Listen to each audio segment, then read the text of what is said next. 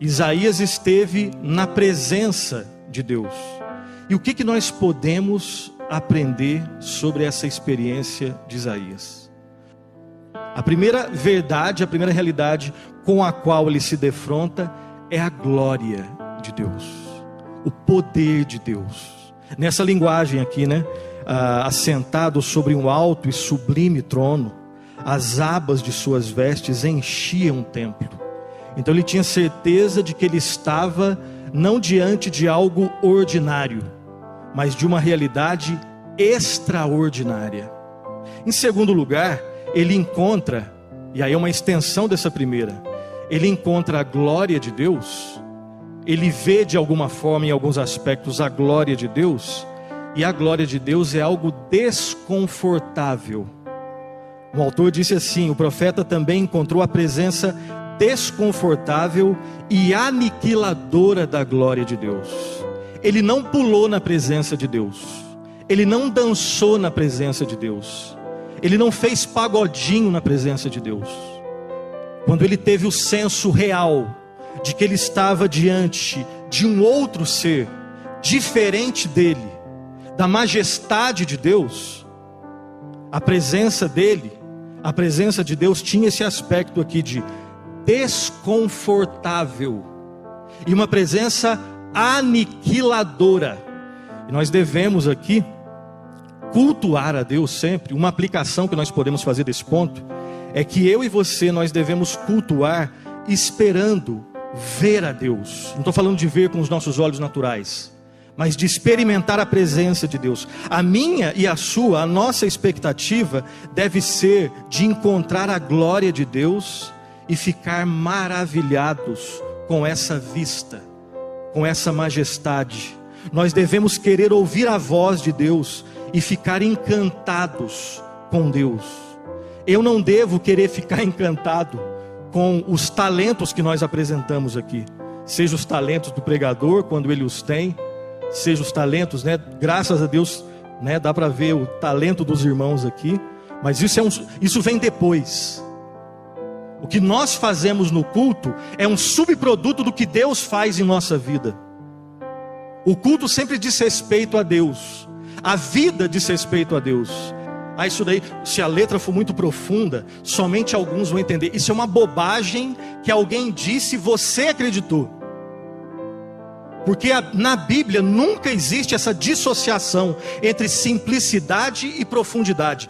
Pode ser que na minha cabeça e na sua cabeça, simplicidade caminha para um canto e profundidade para um outro. E nunca dá para unir simplicidade e profundidade. Isso é uma mentira que o pecado nos contou e a gente acredita. Porque biblicamente, simplicidade e profundidade sempre caminham e sempre vão caminhar juntos. Essas verdades aqui não são para quem tem pós-graduação ou quem fez seminário. Isso aqui é para todo mundo que estudou ou não estudou. Isso aqui é para quem não sabe ler, inclusive. Se não sabe ler, pede ajuda para que alguma pessoa leia para você. E às vezes as pessoas que dizem isso, né? Se for muito profundo, as pessoas não vão entender. Elas acham que estão ajudando, estão atrapalhando. Isaías tremeu. E diante de Deus nós trememos também. E aqui um detalhe também que eu não posso deixar passar antes de ir para o próximo ponto, é que às vezes eu e você, às vezes nós, de novo, a tendência nossa é de ir para o exagero, né? Então existem algumas tradições que dizem assim, no culto, você deve dar ênfase para o pensar, esquece do sentir. Isso é coisa de pentecostal. Então tem uma turma que pensa assim, normalmente somos nós, tá? Os reformados. Agora tem uma outra turma que pensa assim, esquece esse negócio de pensar, de raciocinar. Até porque eles usam até versículo bíblico para isso, né? A letra mata. Então esquece de pensar, vamos só sentir. Normalmente são os nossos queridos irmãos pentecostais. Para ninguém me acusar, fiz crítica aos dois, tá? Primeiro a nós, e é sempre nesse clima aí de respeito. Então tem uma turma que gosta mais de pensar, esquece de sentir. Uma turma gosta mais de sentir. Se não me arrepiar, é um culto frio. Esquece de pensar. E tem uma turma que fala assim, esquece de pensar, esquece de sentir, vamos fazer. Não precisa nem entender. Não precisa nem sentir, simplesmente faça. Mas por que eu estou fazendo? Não interessa, faz. Infelizmente o pecado, ele causa essas coisas em nós. Nunca propõe o equilíbrio bíblico, é sempre o desequilíbrio pecaminoso. Existe espaço para o pensar rigoroso no culto? É claro que existe. Os bereanos são elogiados por quê? Primeiro, o apego à palavra. Segundo, com a palavra no coração, eles julgavam tudo, para ver se tudo estava escrito na palavra.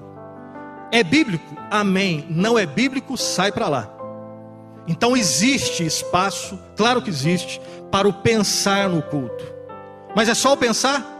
Não. Existe também o aspecto, além do intelectual, existe o aspecto emocional. Versículo 5 está escrito assim: então disse eu, ai de mim, estou perdido. Você acha que Isaías falou isso assim de uma maneira? Ai de mim, estou perdido. É claro, eu não sei como ele falou também, não sei qual foi o tom de voz, se ele falou desse jeito ou se ele gritou.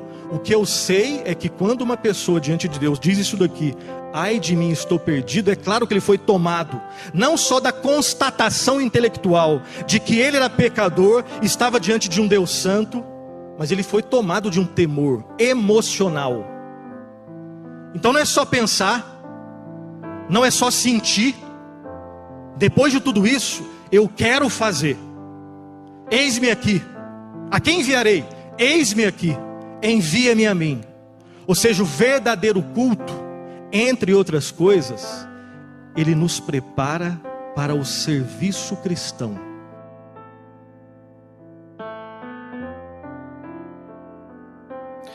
O verdadeiro culto nos chama para o verdadeiro serviço. E o que o culto tem a ver com o evangelho? Perceba que todo pastor, cada pastor, do seu jeito específico, alguns mais assim, outros mais assados, alguns com mais experiência, outros com menos experiência, mas cada pastor, quando prega a palavra, no final das contas ele fala do evangelho. A pregação sempre ela vai ser evangelística, a verdadeira pregação. A Bíblia fala de uma grande história. Por trás de todas as histórias, dos 66 livros da Bíblia, desde Gênesis ao Apocalipse, por trás de cada uma das histórias, nós temos uma grande história que mostra o fio da meada, que liga todas essas histórias. Em Gênesis 3,15, nós temos a promessa de que Deus enviaria um homem, por meio de uma mulher. Esse homem esmagaria a cabeça da serpente, embora a serpente o sangraria. Depois de Gênesis 3,15, todos, sem exceção, todos os livros são um cumprimento dessa promessa. Aqueles que se arrependem e creem na promessa, que apontam para Cristo, somente assim podem estar na presença de Deus de forma aceitável. Somente no Senhor e no Salvador Jesus Cristo. E perceba que a experiência do adorador, a minha experiência, a sua experiência, ela deve ser multifacetada. Por que? Eu explico. Porque o evangelho é multifacetado, ele tem várias facetas. É o aspecto intelectual, é o aspecto emocional, é o aspecto da nossa vontade, o aspecto do nosso serviço.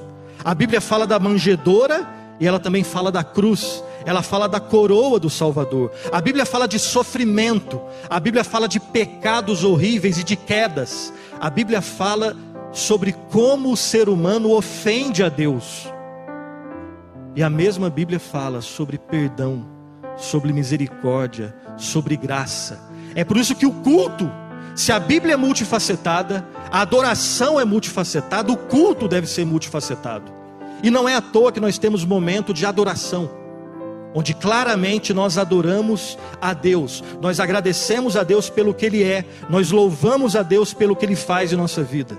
Mas no mesmo culto nós temos momento de intercessão, onde nós lembramos de outras pessoas, irmãos nossos que estão desviados, irmãos nossos que estão sofrendo, momentos também de quebrantamento, onde nós, olhando para o espelho perfeito da palavra, nós nos vemos muito aquém do padrão de Deus, e nós pedimos perdão pelos nossos horríveis pensamentos, pela nossa inveja, pela nossa maledicência, pela nossa fofoca e por todos os horríveis pecados que nós ainda cometemos, mesmo sendo cristãos, mesmo estando domingo após domingo na igreja, mesmo eu aqui pregando.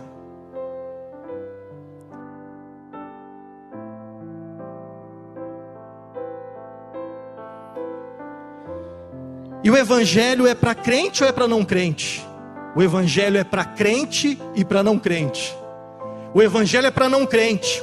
O não crente precisa ouvir a boa nova de que em Cristo existe salvação. O evangelho é para crente, porque se nós ainda pecamos todos os dias, a única solução para o pecado dominante na vida do não crente é o evangelho. E a única solução para o pecado não mais dominante, mas ainda residente na vida do crente, as nossas lutas diárias contra o pecado, continua sendo a cruz do Senhor Jesus Cristo. O evangelho, a boa nova que diz, e a boa nova não é, o evangelho não é a boa nova que diz, se você se esforçar muito, Deus vai te aceitar. O nome disso é legalismo. O evangelho é a maravilhosa notícia que você só entende se você entender a péssima notícia de que com você já está perdido. Eu por mim mesmo, os meus melhores esforços, o Nilson no seu melhor dia, não passa de trapo de imundície. O evangelho então é a boa nova que diz que, embora os nossos melhores esforços não passam de lixo, de esterco do ponto de vista espiritual, pela graça e pela misericórdia de Deus existe esperança. Só pela misericórdia e pela graça de Deus é que existe esperança para mim e para você. Eu termino com as seguintes considerações. O culto na igreja deve ser sempre centralizado em Deus e animado pelo evangelho. Centralizado em Deus e animado pela boa notícia de que em Cristo há salvação. Os cultos comunitários de adoração precisam desesperadamente recuperar o senso da magnitude de Deus, porque Deus e somente Deus deve ser exaltado. E Deus não é o nosso amigo do futebol. Não. Existe um paradoxo aí, né? Quanto mais eu tenho intimidade com Deus, mais eu temo a Deus. O mundo diz que se eu temer, isso vai me afastar.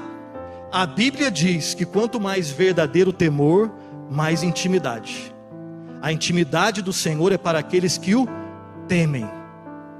Então eu me aproximo mais, mas da forma correta. Eu me aproximo mais, mas da forma correta. Porque até porque longe de Deus, eu acho que eu sou bom. É só quanto mais perto de Deus eu vejo que eu ainda sou ruim, mas que Ele me perdoa e que nele eu tenho perdão para os meus pecados. O mundo diz uma coisa, a Bíblia diz outra coisa. Acreditemos no que a Bíblia nos diz. O Evangelho é a mensagem de boas novas para os perdidos. O Evangelho não é a mensagem de boa nova para vencedor. Até porque, por um motivo óbvio, não existe vencedor sem o Evangelho. Todos sem o evangelho são perdidos. Aqueles que admitem que são perdidos, o evangelho é para você. Inclusive, se você um dia admitiu que você é um vencedor sem o evangelho, e agora a vida, a realidade dura, nua e crua, a concretude da vida deixou bem claro que você não é vencedor, o evangelho é para você. O evangelho é para mim e para você. Perdedores, que somente têm perdão e vitória no Senhor Jesus Cristo. No culto, nós redescobrimos e celebramos os atos poderosos de Deus em Cristo Jesus. No culto, nós somos lembrados que nós, por nós mesmos, somos um fracasso. Mas em Cristo, nós somos mais do que vencedores. E não é só um jargão, né? É fácil repetir, né? Somos mais que vencedores. Como mais que vencedores, sendo que a minha vida está do jeito que está? Lembre-se de novo do Evangelho. Cristo nunca prometeu facilidades. Nunca prometeu uma vida sem dificuldades. E se você achava que era assim, As suas expectativas é que estavam erradas. Cristo nunca prometeu isso. O que ele prometeu é o perdão, a nova vida, a presença amiga dele no seu momento mais fácil e no seu momento mais difícil. E lembre-se que a nossa vida aqui vai durar uns 80, 90 anos mais ou menos. Alguns vão até 100. Passa rápido. Depois nós temos toda a eternidade. O que Cristo garante é a vida eterna que já começa aqui, e depois a eternidade, experimentando uma alegria que você nem consegue imaginar. Já dá para experimentar aqui, mas entremeado com sofrimento que você provoca, que outras pessoas provocam. O que ele prometeu é perdão pleno, restauração e redenção plena, presença de um amigo que nunca vai te abandonar, um Salvador que vai estar com você em todos os momentos. E no dia que você fechar o olho aqui, você abre na eternidade para experimentar uma realidade que nenhum poeta conseguiu poetizar, que nenhum músico conseguiu musicar, que nenhum pastor conseguiu explicar. Mas metade do que é revelado já nos deixa prostrados em adoração. Prostrados em adoração. Que Deus possa resgatar em mim e em você esse senso da glória de Deus. Que nós possamos experimentar cada vez mais a majestade de Deus, tremer diante dele, e que possamos nos encantar cada vez mais com Deus e com tudo o que é de Deus.